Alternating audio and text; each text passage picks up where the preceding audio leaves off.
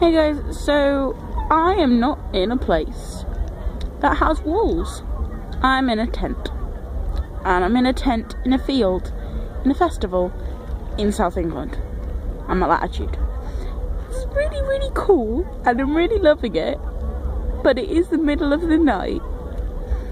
And I would quite like to sleep at the minute, but that's because I spent the entire day listening to really amazing poetry.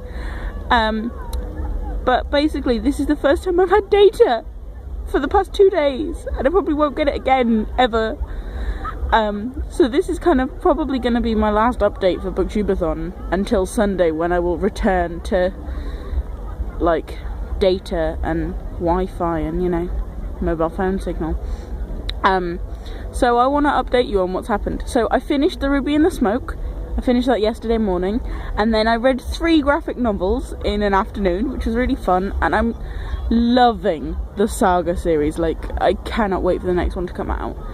I have now started Under the Never Sky by Veronica Rossi, I think her name is. Yep, it is Veronica Rossi. Sorry, there's no light, so I'm using a torch.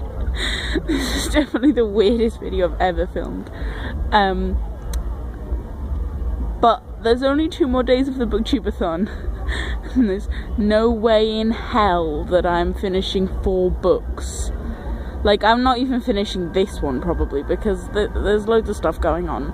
So I'm gonna fail some of the challenges this year, but I'm gonna hopefully do better at the one in December, and this has been a really fun thing for me to do. Like, even though I haven't done very well, it's still been really interesting. It's still challenged me to try and get through books faster, especially when I was so busy. Like, if I hadn't been doing this, I don't think I even would have read 1 book this week, because I have been really busy, and the challenge kind of made me read, and the building challenges and stuff were really fun, even though I obviously can't do them because I have no data signal to find out what they are.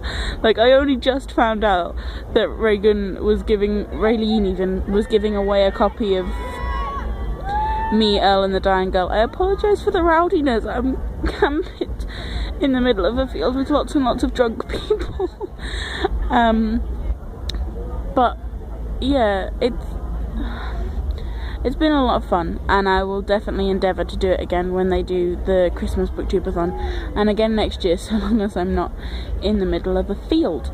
I will try and do weekly updates, or not weekly updates, semi-daily updates, so like maybe every other day next week, because I am in Falmouth, which is, if you didn't know, nowhere near where I live.